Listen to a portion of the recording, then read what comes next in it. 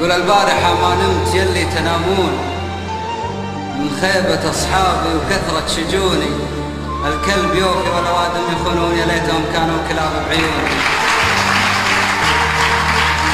البارحة ما نمت يلي تنامون من خيبة أصحابي وكثرة شجوني، الكلب يوفي والأوادم يخونون، يا ليتهم كانوا كلاب بعيوني. حسبتهم من حسبة اللي يعزون أقرب من إخواني، وقام أخذلوني. مرات أردد بين نفسي يمونون، ومرات أردد يا جماعة اذبحوني، اللي على جرح المشاعر يغنون. تجمعوا في غيبتي شوهوني، في جيتي أصحاب من رحت يحكون، ما كلهم بيدينهم صافحوني، اللي على قول السوالف يموتون.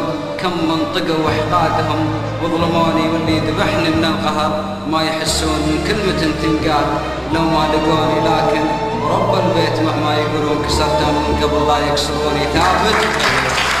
لكن رب البيت مهما يقولون كسرتهم من قبل لا يكسروني ثابت. واشوف الناس بعدي يميلون، لو حاولوا 100 سنة مكتبوني أغيب، واللي أجيت واجد يغيبون، وأنا حضوري يشرف اللي يبوني. وإذا زعلوا أغيب واللي أجيت واجد يغيبون، وأنا حضوري يشرف اللي يبوني. وإذا زعلوا يا جعلهم ما يردون، أنا خسرت اللي بغوا يخسروني. ومنبري هذا أبي الناس يدرون من حطني بعينه مكان عيوني. وسلام.